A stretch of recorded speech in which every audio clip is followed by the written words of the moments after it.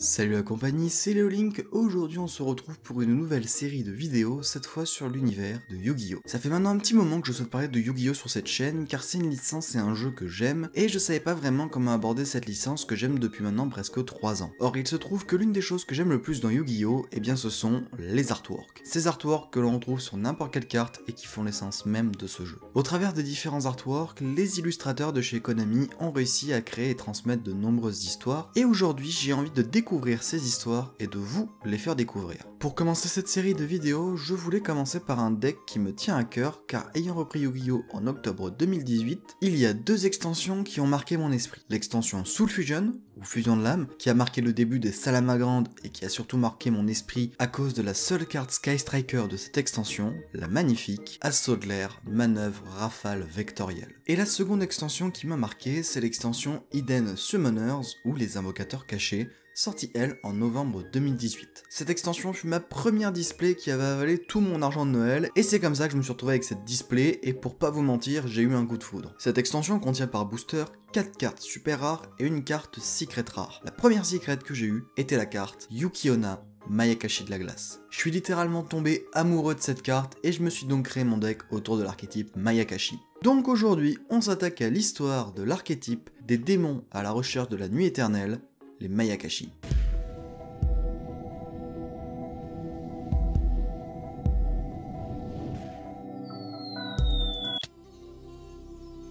Notre histoire commence dans des temps reculés, des temps où le monde était bien différent. Dans ces temps reculés, le monde est en proie à une terrible menace. La journée, le monde paraît en paix, mais une fois la nuit venue, des démons aussi mystérieux qu'anciens font leur apparition. Et ce, dans le but de plonger le monde dans une nuit éternelle et totale afin d'y régner sans qu'aucun être vivant ne puisse contester ce pouvoir. Ces démons sont en réalité des yokai. Les yokai sont un type de créature du folklore japonais, la plupart du temps représentés comme des esprits malicieux ou même des esprits malfaisants.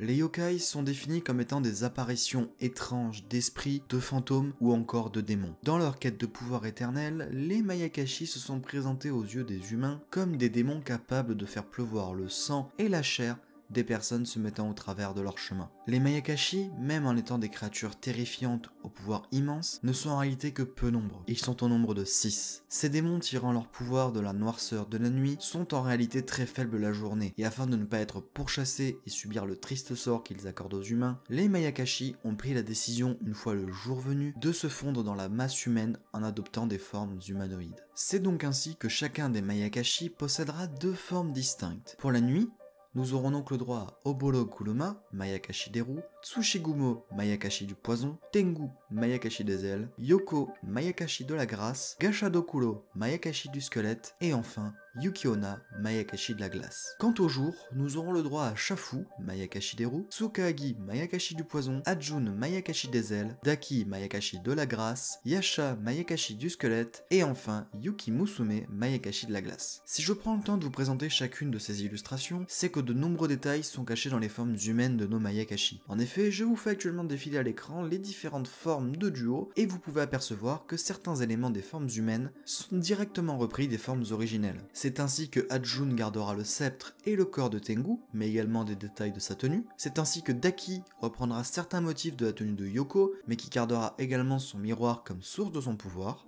Nous aurons Yasha qui se servira des morceaux de l'armure de Gashadokuro, qui gardera les marques sur son crâne et qui transformera les flammes de démon en simple fourrure de tour de cou. Le Mayakashi qui sera le plus discret sera Yuki Musume, qui reprendra les détails très minimes de sa tenue originelle. Bien que les Mayakashi viennent d'une époque lointaine, il semblerait qu'en réalité ce soient des créatures bien différentes du système social humain de l'ancien temps. Car tout laisse à penser que le chef de ces démons est en réalité une chef. Au sein des Mayakashi, le leader est en réalité Daki, seule et unique femme du groupe, et ce pour plusieurs raisons. La première sera expliquée au fur et à mesure de cette vidéo, quant à la seconde, elle va prendre sa source directement dans le jeu de cartes. Tout d'abord, les Mayakashi sont des monstres zombies qui jouent énormément avec le cimetière. L'archétype Mayakashi va fonctionner d'une certaine manière et reposer autour de 3 cartes, Ajun, Daki et Yuki Musume. En effet, Ajun et Daki vont permettre de réaliser la première carte synchro de niveau 3, Obolo Kuruma. Et Daki prendra toute sa puissance à ce moment, car elle va revenir du cimetière pour réaliser une nouvelle synchro, cette fois de niveau 5, Tsushigumo. Et ainsi de suite, monter en niveau pour obtenir la synchro la plus puissante, Gashadokuro, dans un seul et unique tour. Yuki Musume permettra à elle de créer avec Daki l'alien Yuki-Onna. Daki sert donc ici de pièce maîtresse dans ce deck. Et en plus de ça, l'effet le plus puissant parmi les cartes synchro sera celui de Yoko qui permettra de détruire un monstre sur le terrain de l'adversaire. Dans leur conquête de pouvoir, les Mayakashi ont rencontré plusieurs obstacles, et notamment un obstacle qui les suivra durant des centaines d'années. Cet obstacle, ce sera un homme qui créera un style de combat conçu spécialement pour affronter les Mayakashi, le style de combat Shiranui. Cependant, le fondateur de cet art n'arrivera pas à éradiquer les Mayakashi et perdra la vie dans une bataille contre ses ennemis. À ce moment, il scellera son âme au sein même de son épée et deviendra ensuite la carte épée spectre Shiranui.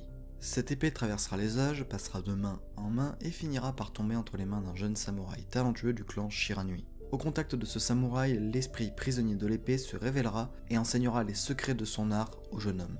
Cet homme, maintenant accompagné de l'esprit fondateur du clan Shiranui, se fera connaître comme étant le Shiranui Samurai Saga. Cet homme ne sera pas seul dans sa lutte contre les Mayakashi, il sera aidé par de nombreuses personnes du clan Shiranui, comme par exemple le forgeron qui créera sa première épée, et le maître esprit Shiranui qui lui présentera son épée dans différents temples afin qu'elle reçoive la bénédiction des dieux et devienne une arme capable d'affronter les Mayakashi. Durant ces nombreuses batailles, le jeune samouraï utilisera une technique de synthèse permettant à l'esprit de l'épée spectre de fusionner avec lui et qui donnera naissance à la carte Shiranui Shogun Saga, qui se battra longuement contre les démons de la nuit éternelle. Cependant, les Mayakashi étant des créatures redoutables, cette force issue de la fusion des âmes des guerriers Shiranui ne sera pas suffisante pour sceller les Mayakashi. En réponse, le maître esprit et les autres membres du clan créeront la formation Samsara, qui permettra à l'esprit autrefois scellé dans l'épée d'avoir pour une courte période accès à un nouveau corps qui sera baptisé le Shiranui Sun Saga. Le guerrier de l'ancien temps, cette fois revenu à la vie, arrivera à sceller les Mayakashi. La menace maintenant scellée, le monde plongea dans une paix qu'il croyait durable à travers les âges. Le clan Shiranui, quant à lui, dut se relever de ce lourd combat. En effet, une fois la bataille terminée, le coût de la formation Samsara fut élevé pour l'esprit fondateur du clan, qui se vit épuisé par ce combat et ne devint plus qu'une ombre au sein même de son épée.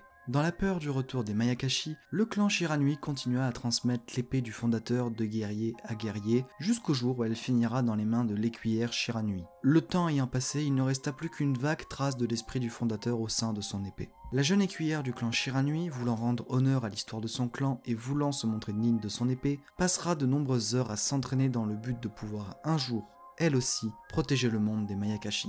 Le jour de bataille dont rêvait la jeune écuyère était plus proche qu'elle ne le pensait. Les Mayakashi avaient réussi à se libérer de leur emprisonnement et devaient pour le moment rester cachés du monde pour regagner leur pouvoir. C'est ainsi que Yoko, ayant repris les traits de Daki, une magnifique jeune femme, ira espionner le clan Shiranui en se rendant discrètement dans la demeure du clan. À ce moment, Daki rencontra une personne du clan Shiranui passant ses journées à s'entraîner durement. Cette jeune fille était en réalité notre jeune écuyère. Cette rencontre allait changer le cours de la guerre entre les Mayakashi et le clan Shiranui. Les deux femmes sympathisèrent et discutèrent de nombreuses heures ensemble. Cependant, au contact direct de la magie d'un Mayakashi, l'écuyère receva une dose de cette magie qu'elle fusionnera avec son épée et deviendra la Shiranui ultime maîtrisant la magie des Mayakashi et le pouvoir des Shiranui. Je vous présente la Supremacy Saga compétence Shiranui. Un nouveau combat s'engagea entre les démons et les humains. Cette fois encore, le combat fut rude, et lors d'un affrontement entre Yoko et Supremacy Saga compétence Shiranui, Yuki-Onna réussira un coup qui fera pencher la balance en faveur des Mayakashi. Pendant l'affrontement, Yuki-Onna s'infiltrera dans le domaine des Shiranui et réussira à s'approcher de notre jeune écuyère afin de lui voler son pouvoir en gelant son épée. Yuki-Onna récupérera donc l'épée de la descendante du clan Shiranui et obtiendra les pouvoirs de Supremacy Saga compétence Shiranui. Elle deviendra alors la puissante Yuki-Onna Mayakashi du zéro absolu qui éliminera notre jeune écuyère,